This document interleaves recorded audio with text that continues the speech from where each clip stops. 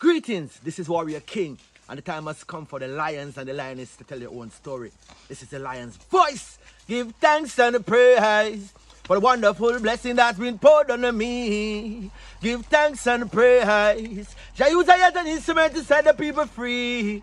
Jah give her the powers to chant. Jah give her the powers to chant. Rastafari, the lion's voice. The fittest of the fittest shall survive. My people, open your eyes. Wake up. Blessed love, this is Queen Omega representing for all lions and lionesses. With the lion's voice, we come to tell our story. Rastafari, live it. Hey, the lion's voice. Rastafari. That if the Constitution gives you so much rights, freedom of religion, of worship, assembly, and all of those rights, freedom of association, then any other law which contradicts the Constitution must be declared null and void. And they use all sorts of things.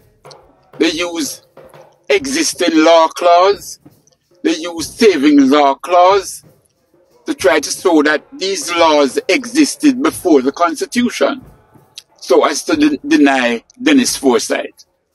Be that as it may. So we now stand on Dennis Forsyth's shoulders. He did a tremendous research.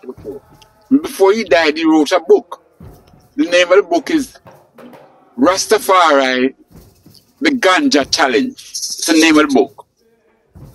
And he brought it to me and said, look, Brother Miguel, please publish this book for me, and I ask you to continue the struggle. So I have the book, and we're going to publish the book. Tremendous amount of research, tremendous amount of cases. At that time in 1997, there was no 2015 amendment that we have now. So when we go back to the Constitutional Court now, we will be armed with the 2015 amendment. We will be armed with greater laws to say, look, the fact that this law contradicts the Constitution, we therefore must have a right now to exercise that right. That's all we are doing. It's not new under the sun. It's just a time come now when we must demand that right. The year is 1892, and the land of Ethiopia has been experiencing 4 years of terrible famine and drought. They call it the Kikuken, or the evil days. At least 1/3 of the human population and 90% of the cattle have died. The hyenas have feasted on so many carcasses that they have become overweight and barely able to move. Just when the people could take no more of the evil days, a woman named Wasiro Yeshimabet is giving birth in a place called Erjersa Gora.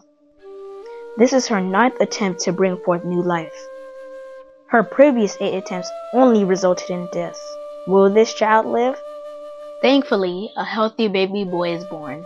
His first cries are drowned by thunder and lightning flashes across the night sky. The heavens open up and torrential rain starts to fall. Ethiopia's drought is over, and the baby boy is given the name Tafari, meaning one to be feared or respected.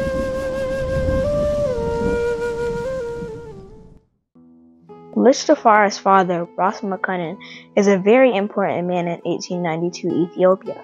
Although he is overjoyed at the birth of his newborn son, he cannot spend much time with him.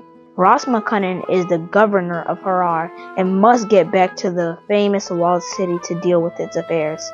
Furthermore, he is the foreign minister of Ethiopia, and having traveled to different places in Europe, he is very aware of the material and military advances they have made and the looming threats they pose to his country. Ras Makunin knows that the majority of Ethiopians have no idea what is coming, and that he has to work that much harder to secure the realm. LIDJ Tafari would grow up to become the legendary emperor, Haile Selassie I. To understand his journey, we must first understand the Ethiopia that he was inheriting, and what it was like when he was born in 1892. Get your copy of Kwesi Bansu's book, Haile Selassie I, Ethiopia, Volume 1, The Rise of the Priestly Warrior Kings, and increase your knowledge about the history, politics, and culture of Ethiopia in 1892, and how it connects to the rest of African and world history at the time. Haile Selassie I, Ethiopia, Volume 1 is available for purchase at www.bookmanexpress.pub. Please visit for more information. Tonight's episode, we're going to go into, and this is exclusive footage provided here by the Lion's Voice. I told the item we want to evolve so where we can have regular news programs on the network, Rastafari News. This is a collaboration that we're doing with House of Seba. They provided us with a correspondent who is on the ground bringing us this information. If you haven't seen the interview with Ras Jabali Seba, the founder of House of Seba, then please check out that interview. This episode again is in collaboration with House of Seba. The Brethren Ras Jabali has been arrested and charged with possession and dealing. Our elder Elder Negus was charged with the same charge, possession and dealing. He also runs a sacramental space in Montego Bay. So there's a pattern. They're coming after Rastafari leadership, and the community has said they will not accept it. It's unacceptable. So taking this exclusive footage, we will return to discuss more. But remember that the Lion Voice, we are here. This is an unapologetic Rastafari, non-aligned, independent media. And we see in these instances why it's so important. No one else is covering this with this amount of detail. So make sure you spread the word, subscribe, hit the like button, drop a comment. Let's boost up the algorithm. We are rising, family. The time has come for the Lions. You know the rest. You know, so it start here this morning with the family coming out. You know what I say? But the one that will sit and hear we, you know what I mean? So it's not alone. It's a family situation. We're going to defend it as a family, as a community. Right? Because Rastafari rights, and I know, and I just since 2015, need Rastafari rights is from ever since. As the Lord, I catch you up now with the rights. So we want no more police harassment, no more persecution, no more jailhouse or prison or ganja. Enough is enough. Thank you.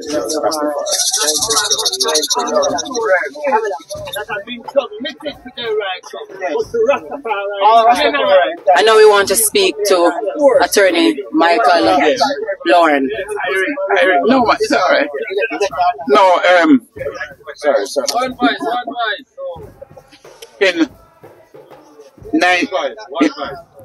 In 1997, Dennis Forsyth brought a case before the Constitutional Court for the right to use ganja. He had a domestic problem, and the woman that he had his child with called on police for him. And when they search his house, they find ganja and a chillum pipe. He took the matter to the Constitutional Court, and the judges tried to embarrass him. Them go as far as calling him bareface.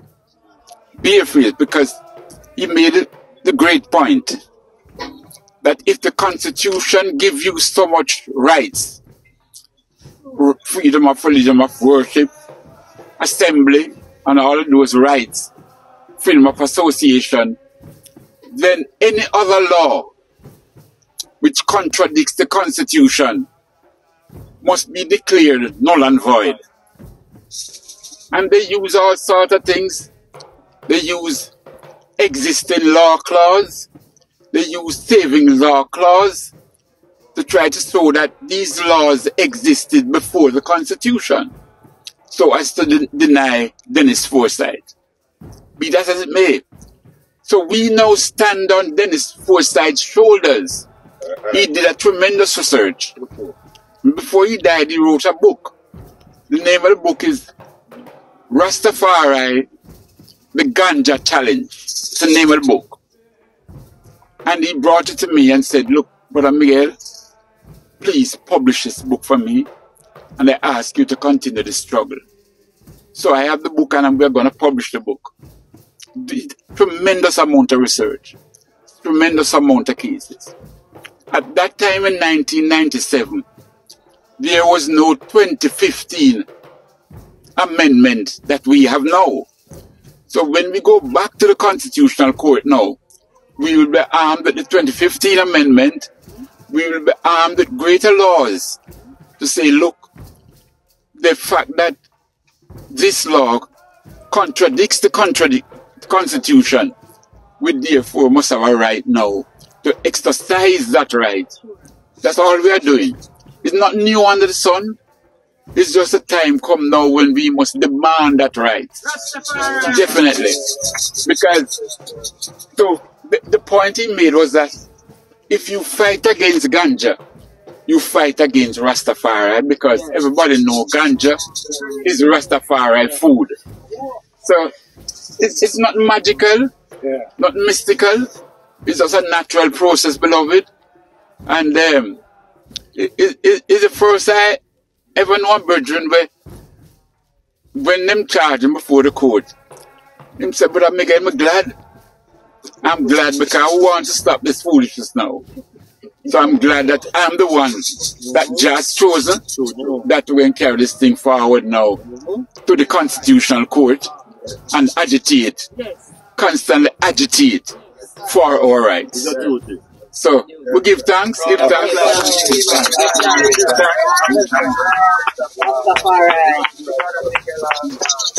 Yes, I really give thanks today to the day, because it's a great witness to witness what going on right there. So because as Rastafari, brethren and sisters, we suffer over the years. I fourth parents go through it in a Rasta to herb. You know, see it. And now is the time where we say herb must free, because when herb free, then we know say yes, that's our sacramental rights. Then I are going to free, because I free already, you know, but we want the sacramental rights for free.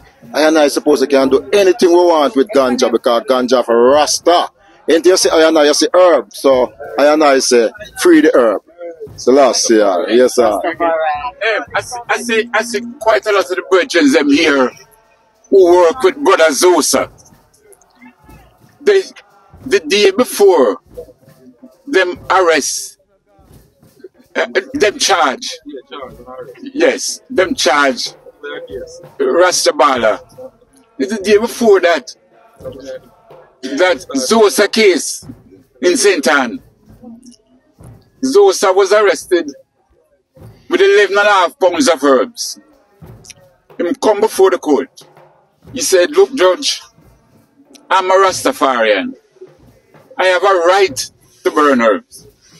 They bring up the argument about 2 ounces. He said, no, I'm going to my brethren reasoning. 2 ounces cannot serve in a reasoning. And yes. So from the day the police arrested him, he said, look, I'm a Rastafari and I have a right to burn her. Luckily, the case lasted over 2 years. And during the case, the magistrate said she went to a ganja farm. And she was most surprised that when she put up her hand, the tree was taller than her. She never knew, because all along she thought a tree was a little shrubbery, you know?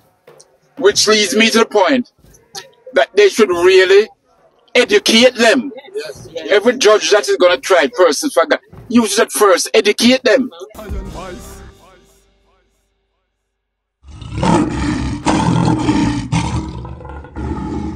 Well, millions of Africans were stolen and taken in bondage and suffered terrible acts of terrorism. Well, millions of Africans were stolen and taken in bondage and suffered terrible acts of terrorism.